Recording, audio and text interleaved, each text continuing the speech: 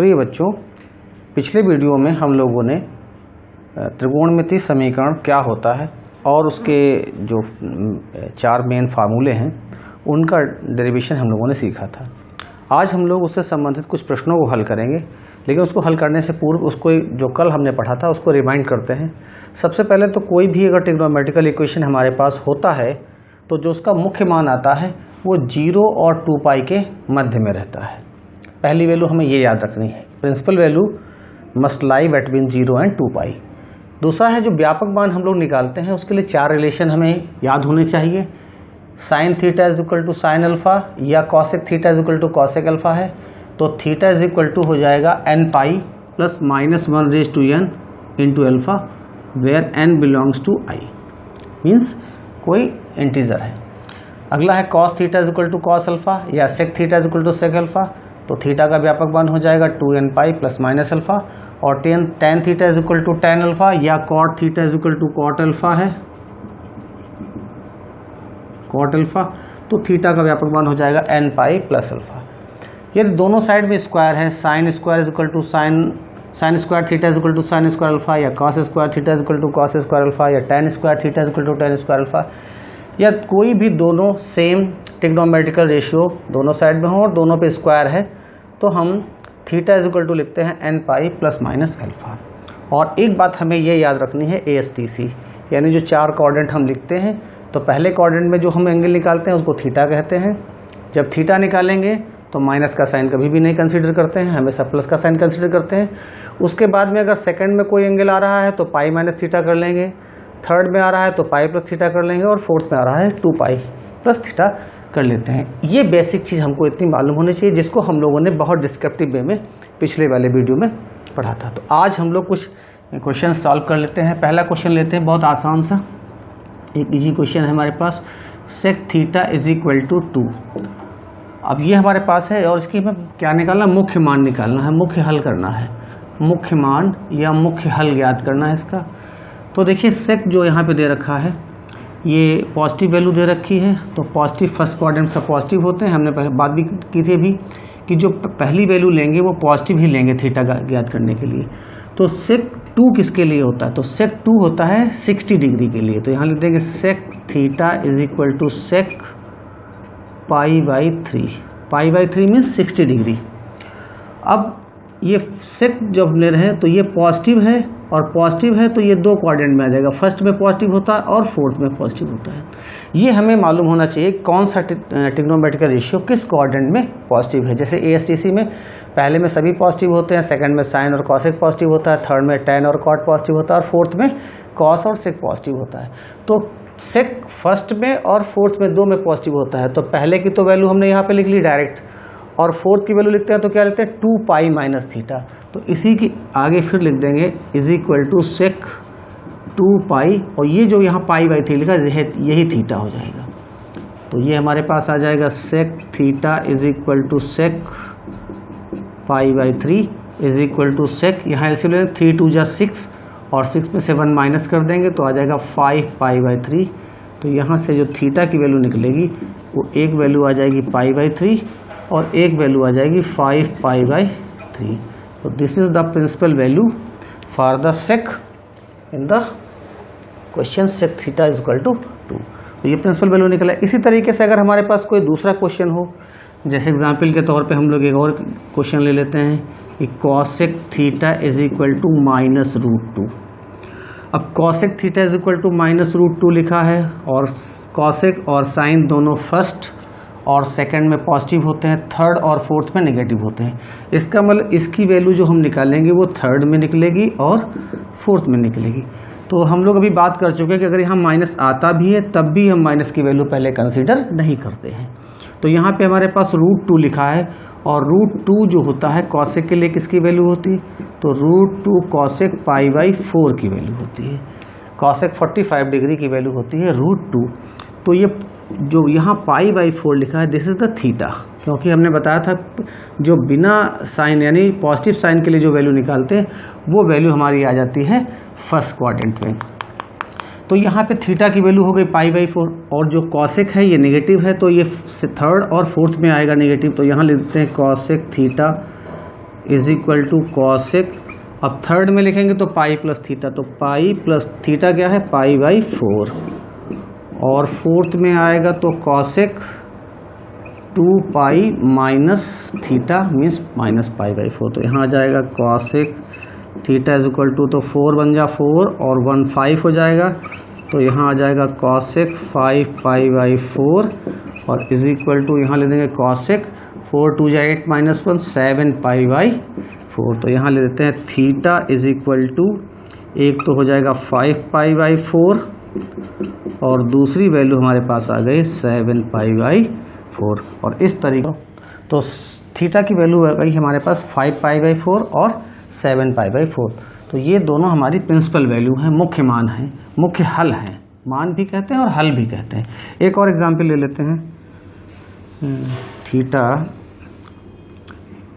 tan theta is equal to 1/√3, अब tan theta is equal to 1/√3 ले रहे हैं, तो tan की वैल्यू पॉजिटिव होती है फर्स्ट में और थर्ड में, तो देखिए यहाँ लेते हैं tan, तो पहले हम फर्स्ट की वैल्यू लिखते हैं, किसी भी क्वेश्चन को सॉल्व करेंगे तो हम सबसे पहली वैल्यू कहाँ की लिखते हैं फर्स्ट की, देखिए इसमें भी फर्स्ट की लिखी थी, यहाँ माइनस था तो ये फर्स्ट में नहीं हो सकता है, तो माइनस हटा के बिना माइनस के फर्स्ट की वैल्यू लिख ली थी, और जो फर्स्ट में वैल्यू होती है उसी को हम लोग कहते हैं थीटा, तो यहाँ पर फर्स्ट में इसकी tan की वैल्यू हो जाएगी ये tan 1/√3 मीन्स पाई बाई 6, और थर्ड में जब आता है तो क्या करते हैं पाई प्लस थीटा, तो जो फर्स्ट में वैल्यू होती है इसको थीटा माना जाता है, तो थीटा की वैल्यू यहाँ पर हो गई पाई बाई 6, और जब इसको थर्ड में लिखेंगे तो ये जगह पाई प्लस पाई बाई 6, एक लाइन और लिख के इसको सॉल्व कर लेते हैं, tan theta is equal to tan pi by 6 is equal to tan, यहाँ एलसीएम में 6 बन जा 6 और ये 1, तो 7 पाई/6,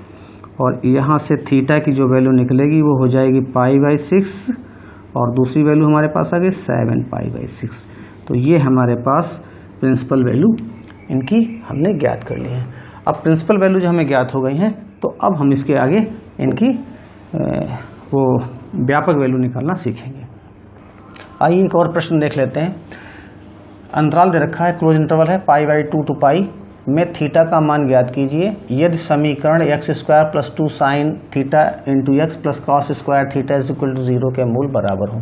अब यहाँ पर एक हमें द्विघात समीकरण दिया गया है, ये द्विघात समीकरण है और इस समीकरण के बारे में बताया गया है कि इसके मूल बराबर हैं, और जब मूल बराबर है तो हमें ज्ञात करना है थीटा का मान, तो जो थीटा का मान हम यहाँ पे निकालेंगे वो प्रिंसिपल वैल्यू निकालेंगे, मुख्य मान निकालेंगे, लेकिन जो भी मुख्य मान निकालेंगे वो मुख्य मान इस अंतराल के अंतर्गत होना चाहिए, यानी π/2 से लेके और पाई के बीच में। देखिए π/2 की लाइन ये है और पाई की लाइन ये है, यानी सेकेंड क्वाड्रेंट में मान हमें चाहिए।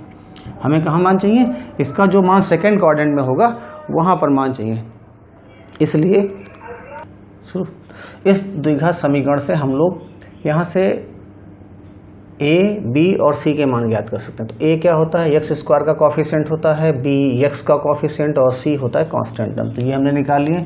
अब यहाँ बताया गया समीकरण के मूल कैसे हैं, तो चूंकि समीकरण के मूल बराबर हैं और जब समीकरण के मूल बराबर होते हैं तो b² - 4ac = हो जाता है 0। तो b की वैल्यू अपने पास है 2 sin थीटा, यहाँ लिख देंगे -4, a की वैल्यू 1 है और c की वैल्यू है cos square theta is equal to लिख देंगे 0। 2 का स्क्वायर करेंगे हो जाएगा 4 sin स्क्वायर थीटा -4 1 जा 4 cos square theta is equal to 0। आप चाहें तो इसको पूरे क्वेश्चन में -4 कॉमन ले लें, तो यहाँ हो जाएगा cos square theta minus sign square theta. Minus हमने कॉमन लिया है तो ये पहला टर्म नेगेटिव हो जाएगा, यानी साइन स्क्वायर थीटा माइनस का हो जाएगा और कॉस स्क्वायर थीटा प्लस का हो जाएगा। तो देखिए ये जो चीज़ है कॉमन लेने से एक फ़ायदा ये हो गया कि cos square theta minus sign square theta हमारे पास बन गया cos 2 थीटा, ये फार्मूला होता है। और यहाँ पर ये माइनस का 4 है, ये अपान में जाएगा तो ये 0 के साथ मिलकर 0 ही हो जाएगा। तो cos 2 theta is equal to हो गया 0। अब यहाँ पे देखिए ये cos की वैल्यू 0 कब आती है, तो cos की वैल्यू 0 आती है 90 के लिए और 270 के लिए। तो यहाँ पे हम लोग ले देंगे cos 2 theta is equal to cos π/2 और या फिर आ जाएगा cos 3 π/2 2। ये पिछले वीडियो में हम लोग इसको सीख चुके हैं, जीरो वाली वैल्यूज़ को। तो यहाँ पर आ जाएगा 2 थीटा इज इक्वल टू, एक वैल्यू हमारी हो जाएगी π/2 और एक वैल्यू हमारी आ जाएगी 3π/2। तो यहाँ थीटा के साथ में 2 आ रहा है तो हम सिर्फ इन सारे टर्म को 2 से डिवाइड कर देंगे। तो ये आ जाएगा 2 थीटा अपान 2, यहाँ पर 2 पहले से है और फिर 2 से डिवाइड करेंगे तो 2 2 जा 4 हो जाएगा, और यहाँ पर भी 2 पहले से है, 2 से फिर डिवाइड करेंगे तो 4 हो जाएगा। ये 2 से 2 कैंसिल आउट हो जाएगा, तो थीटा का मान आ जाएगा π/4 और दूसरी वैल्यू आ गई हमारे पास 3π/4। तो देखिए ये π/4 जो होता है 45 डिग्री को कहते हैं और ये फर्स्ट क्वाड्रेंट में आता है, लेकिन हमें किस में चाहिए, हमें यहाँ पर π/2 से लेके पाई के बीच में चाहिए, और π/2 से लेके पाई के बीच के जो एंगल होते हैं वो सेकंड क्वाड्रेंट में आते हैं। और ये सेकंड वैल्यू जो दे रखी है 3π/4, ये इसको हम लोग कहते हैं 135। तो ये 135 अंश का कोण आएगा और ये बनता है सेकंड क्वाड्रेंट में आता है। तो हमारे पास जो वैल्यू आ रही है इस कंडीशन को सेटिस्फाई करने वाली वो सेकंड वैल्यू है। तो थीटा की वैल्यू हो जाएगी 3π/4। ऐसा क्यों है, क्योंकि ये बिलोंग कर रही है इस क्वाड्रेंट में, और पहली जो वैल्यू है π/4 इसको हम नहीं ले सकते क्योंकि ये जो है π/4 does not belongs to π/2 to pi. तो इस वैल्यू को हम इसलिए यहाँ पे ड्रॉप कर रहे हैं क्योंकि ये वैल्यू इस इंटरवल में हमारे नहीं होगी, और जो वैल्यू इंटरवल में होगी वही हमारा आंसर हो जाएगा। तो यहाँ पर थीटा की वैल्यू हो जाएगी 3π/4। This is the answer for this question.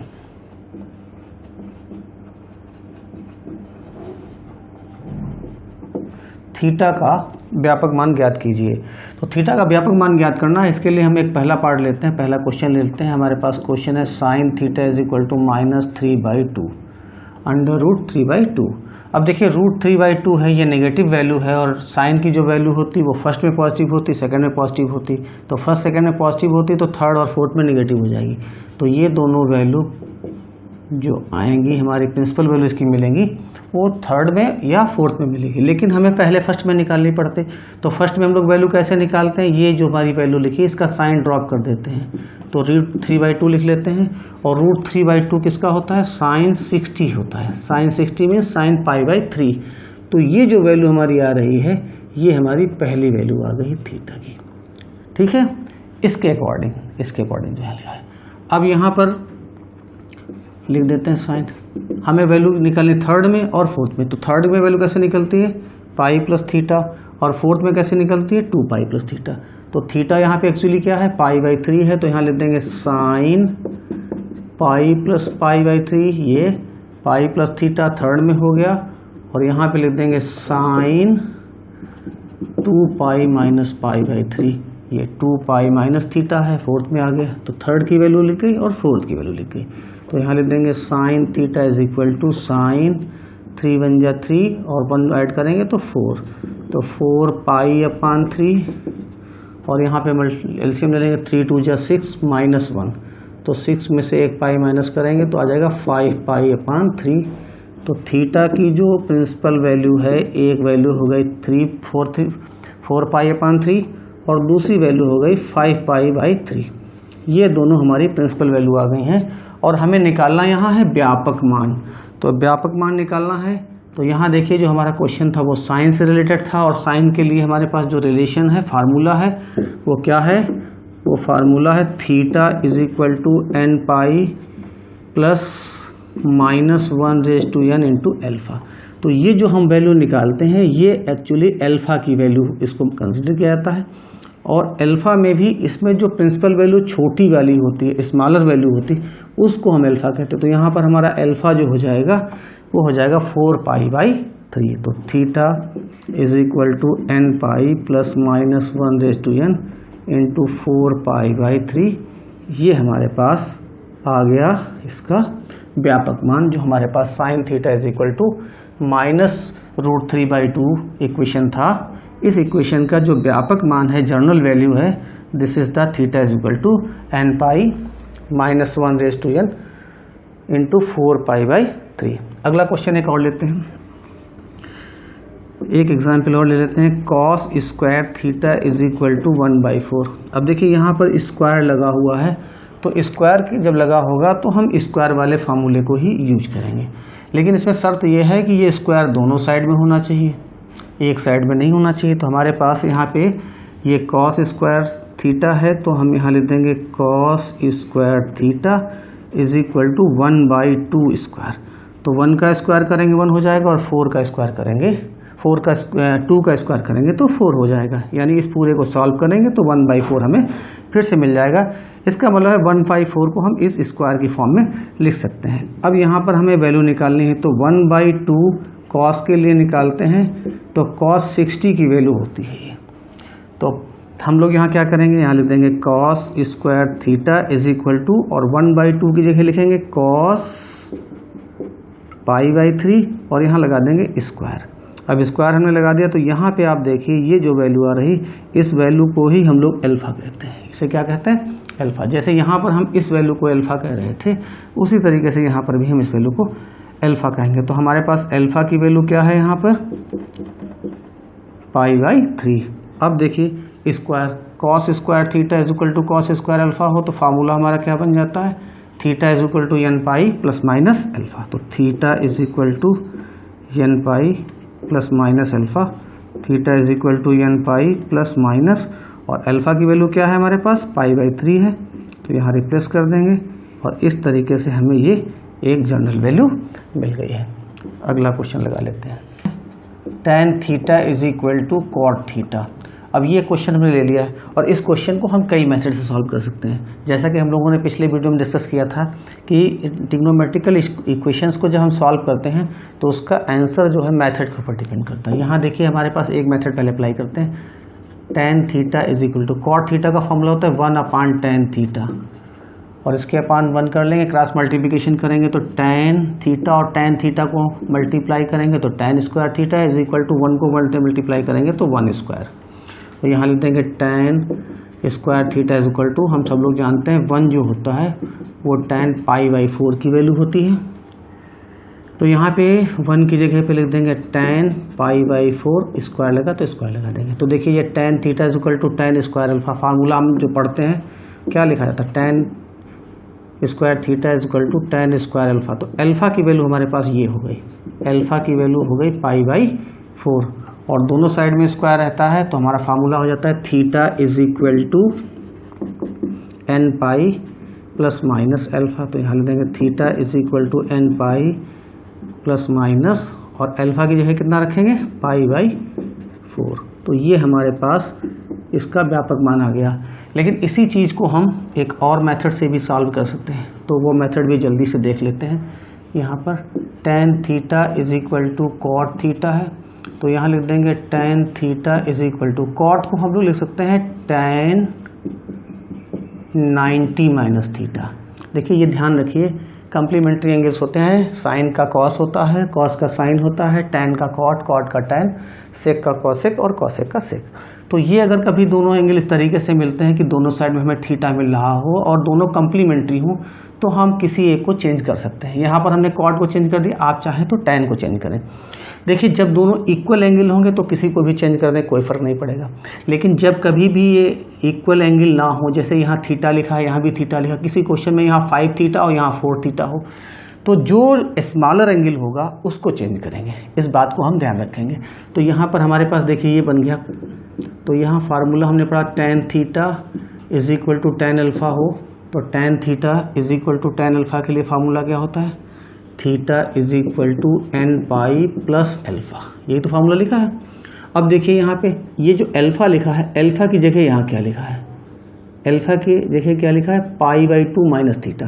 तो यहाँ भी हम अल्फ़ा की जगह यही वैल्यू रखेंगे, तो theta is equal to n pi plus alpha की जगह आ जाएगा π/2 माइनस थीटा, और इस माइनस थीटा को इधर लाएंगे तो ये प्लस थीटा हो जाएगा, क्योंकि हमें थीटा की वैल्यू चाहिए, इसलिए सारे थीटा को यानी सारे वेरिएबल को लेफ्ट में लाना पड़ेगा। थीटा और थीटा को ऐड करेंगे तो 2 theta is equal to n pi plus π/2, और 2 थीटा यहाँ आ गया है, तो जो भी नंबर थीटा के साथ रहेगा उस नंबर से पूरे इक्वेशन को डिवाइड कर देंगे। तो यहाँ 2 से डिवाइड करते हैं, तो ये 2 theta divided by 2, n pi divided by 2, और यहाँ 2 पहले से है, फिर 2 से डिवाइड करेंगे तो 4 हो जाएगा।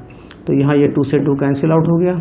आप चाहें तो यहाँ से π/2 कॉमन भी ले सकते हैं। तो अगर हम π/2 कॉमन लेंगे तो यहाँ से π/2 निकल जाएगा और यहाँ से भी π/2 निकल जाएगा, तो नीचे एक 2 बच जाएगा। तो हमारे पास जो वैल्यू आ गई है वो आ गई theta is equal to n plus 1/2 into π/2। अब देखने वाली बात यहाँ पर ये है कि क्वेश्चन तो हमारा वही है, दोनों सेम है। इसी क्वेश्चन को हमने यहाँ सॉल्व किया था और वही क्वेश्चन हमने यहाँ सॉल्व किया, लेकिन दोनों को सॉल्व करने में टेक्निक या मेथड जो है वो डिफरेंट थे। और डिफरेंट होने की वजह से जो आंसर आ रहा है वो यहाँ देखने पर ही मालूम पड़ रहा है कि दोनों डिफरेंट आंसर लग रहे हैं। यहाँ आ रहा n पाई प्लस माइनस π/4 और यहाँ पे आ रहा है n प्लस π/1/2 इंटू π/2। तो ये आंसर देखने से आपको डिफरेंट लग जरूर रहे हैं, लेकिन जब इनको हम सॉल्व करेंगे, यहाँ पे n की वैल्यू रिप्लेस करेंगे, जो इंटीजर्स रखेंगे 0 1 2 3 4 या माइनस के इंटीजर्स रखेंगे, तो जो वैल्यूज़ निकलेंगी वो सारी वैल्यू जो इसकी होंगी वही इसकी होंगी, तो दोनों में कोई डिफरेंस नहीं होगा। तो बाहर से जो फिजिकली देखने पे ये डिफरेंट लग रहे हैं, बट प्रैक्टिकली या ओरिजिनली या really these are not different results. तो कभी भी आप जब ट्रिग्नोमेट्रिकल इक्वेशन को सॉल्व करेंगे तो उनके आंसर कभी आपको डिफरेंट मिल जाएं, तो इससे आप कभी भी ये ना सोचें कि हमारा जो सवाल है वो गलत है। आपकी टेक्निक एप्लीकेशन बिल्कुल सही होना चाहिए। आइए अगले क्वेश्चन की ओर चलते हैं। नेक्स्ट क्वेश्चन हमारा है sine 5 theta is equal to cos theta. देखिए यहाँ पर जो अभी बात कर रहे थे वही बात हमने यहाँ पे ली है कि दोनों जो साइन और कॉस है वो कम्प्लीमेंट्री हैं और दोनों के एंगल जो हैं वो डिफरेंट हैं। यहाँ पे 5 थीटा और यहाँ पे थीटा है, तो जब भी ये कम्प्लीमेंट्री होंगे और एक एंगल छोटा होगा एक एंगल बड़ा होगा, तो हम हमेशा छोटे वाले एंगल को चेंज करेंगे। तो यहाँ पर हमारा छोटा एंगल है कॉस थीटा, तो हम इसको चेंज कर देंगे। यहाँ पे लिख देंगे साइन 5 थीटा और कॉस थीटा की जगह लिख देंगे साइन π/2 माइनस थीटा। आपको फार्मूला याद होगा कि sine 90 minus theta is equal to cos theta होता है, बहुत पहले हम लोगों ने पढ़ा था। आप उस वीडियो को देख सकते हैं और इसको समझ सकते हैं। तो यहाँ पर देखिए sine 5 theta is equal to sine π/2 minus theta हो गया है, और यहाँ पर हमने साइन का जो रिलेशन लिखा है sine theta is equal to sine alpha के लिए, तो sine theta is equal to sine alpha के लिए रिलेशन क्या है, theta is equal to n pi plus minus 1/n into alpha. तो देखिए अल्फा की जगह हमारे पास क्या है, इधर तो थीटा है, तो थीटा की जगह क्या लिखा है यहाँ पर 5 थीटा, तो हम भी थीटा की जगह पे क्या लिखेंगे, यहाँ पर 5 थीटा लिखेंगे। और यहाँ अल्फा लिखा, तो अल्फा की जगह पे क्या हमारे पास है, तो अल्फा की जगह पे हमारे पास है यहाँ पर π/2 और माइनस का थीटा। अब यहाँ से हमारी नई टेक्निक शुरू होती है और इस टेक्निक को हमें सही से समझना है। जब कभी भी आपको साइन का फॉर्मूला अप्लाई करना हो या आप साइन का फॉर्मूला अप्लाई कर रहे हो और इसमें साइन का फॉर्मूला अप्लाई करने के बाद में यहाँ पर भी थीटा आ रहा हो, इस टर्म के साथ -1/n इसके साथ मल्टीपल में थीटा अगर आ रहा है, यानी जो वेरिएबल है, जो इधर वेरिएबल लिखा वही वेरिएबल यहाँ भी आ रहा है, तो आपको यहाँ पर एक स्पेशल टेक्निक अप्लाई करनी है। और वो स्पेशल टेक्निक है कि आपको n जो है वो एक बार सम लेना है और एक बार विषम लेना है। तो हम लोग पढ़ चुके हैं पिछले में वीडियो में कि सम कैसे निकालते हैं और विषम कैसे निकालते हैं। जब n is equal to 2m means सम।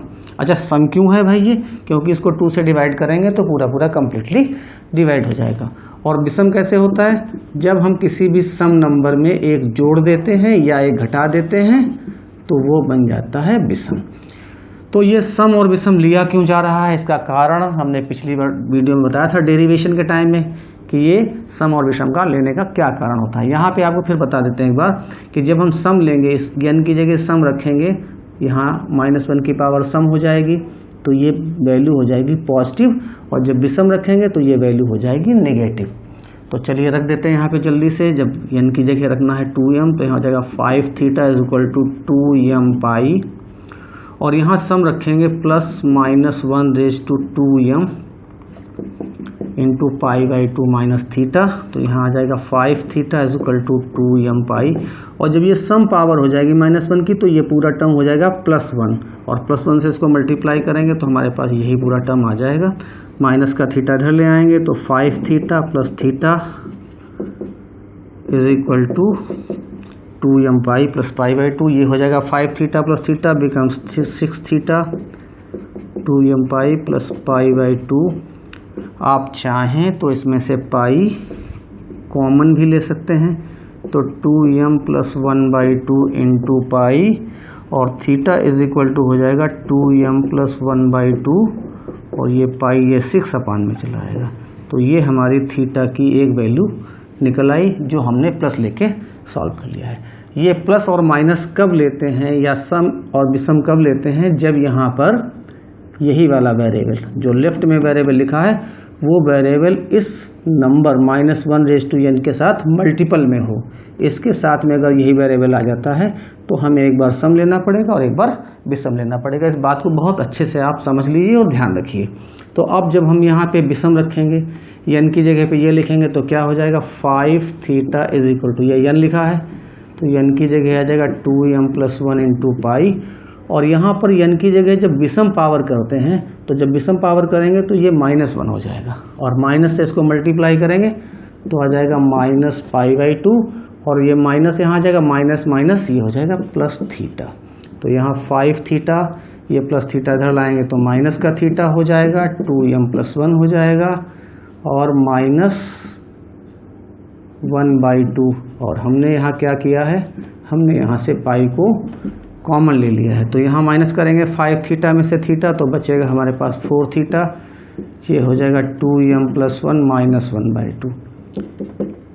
अब देखिए ये 1 लिखा है और ये माइनस का 1/2 है, तो एक में से अगर हम आधा घटा दें तो हमारे पास आधा बच जाएगा। तो 1 में से हाफ माइनस कर देंगे तो 1/2 यानी आधा बच जाएगा और ये 4 उधर ले जाएंगे तो ये अपान में आ जाएगा। तो ये हमारी दूसरी वैल्यू आ गई और ये हमारी पहली वैल्यू आ गई। तो इस तरीके से ये इक्वेशन हमारा सॉल्व हो गया। आइए एक और क्वेश्चन ले लेते हैं। 1 plus tan theta into 1 plus tan phi is equal to 2 हो तो थीटा प्लस फाई का व्यापक मान हमें ज्ञात करना है। तो हम व्यापक मान ज्ञात करना चाह रहे हैं इसका, तो हम लोग क्या करेंगे, सबसे पहला स्टेप है इन दोनों को मल्टीप्लाई कर लेंगे। तो मल्टीप्लाई कर लेते तो आ जाएगा 1 plus tan theta plus tan phi plus tan theta into tan phi. देखिए इस 1 से इन दोनों को मल्टीप्लाई कर दिया तो ये आ गया और tan फाई से इन दोनों को मल्टीप्लाई कर दिया तो ये आ गया, इज इक्वल टू हमारे पास लिखा है 2। तो यहाँ पर ये दो टर्म हम लोग यहीं रोक लेंगे, tan थीटा और प्लस tan फाई, और ये 1 और इन दोनों टर्म को हम राइट साइड में ट्रांसपोज करें तो ये प्लस का 1 है, राइट में जाएगा तो माइनस का हो जाएगा। tan theta into tan phi plus का है, राइट में जाएगा तो ये हमारे पास माइनस का हो जाएगा। तो यहाँ आ जाता है tan theta plus tan phi is equal to 2 minus 1 तो 1 हो जाएगा, minus tan theta into tan phi, और जो राइट साइड में टर्म लिखा है उसी टर्म से हम दोनों साइड में जल्दी से डिवाइड कर देते हैं इसको। तो राइट साइड में हमारे पास टर्म है 1 minus tan theta into tan phi, इसी टर्म से हमने दोनों साइड में लेफ्ट में और राइट में डिवाइड कर दिया। तो इन दोनों को जब डिवाइड करेंगे इक्वल टर्म्स को डिवाइड करते तो ये आ जाता है 1 और ये हमारा फार्मूला बन जाता है tan a plus tan b upon 1 minus tan a into tan b, और इसको हम लोग लिख लेंगे तो a की जगह हमारे पास थीटा है और b की जगह फाई है। तो हमारे पास आ जाएगा tan theta plus tan phi. अगली लाइन में लिख देते हैं tan theta plus tan phi, और 1 वैल्यू होती है tan पाई/4 की। तो फार्मूला हमने क्या पढ़ा है, tan theta is equal to tan alpha, और इसके लिए थीटा का व्यापक मान होता है n पाई प्लस अल्फ़ा, ये होता है। तो देखिए आप ध्यान से, थीटा की जगह हमारे पास क्या लिखा है, थीटा प्लस फाई, तो यहाँ थीटा की जगह पे हम थीटा प्लस फाई लिख देंगे, यहाँ n pi as it is रहेगा, और अल्फ़ा की जगह पे है पाई/4 तो यहाँ अल्फ़ा की जगह लिख देंगे पाई/4। और इस तरीके से हमें वैल्यू व्यापक मान निकालना था थीटा प्लस फाई का। तो थीटा प्लस फाई का व्यापक मान आ गया n पाई प्लस पाई/2। तो ये जो कुछ क्वेश्चन हम लोग सॉल्व कर रहे थे जो हमारे ट्रिग्नोमेट्रिकल इक्वेशन से रिलेटेड थे। कुछ और बढ़िया क्वेश्चंस को लेके हम लोग अगले वीडियो में मिलेंगे, तब तक के लिए नमस्कार।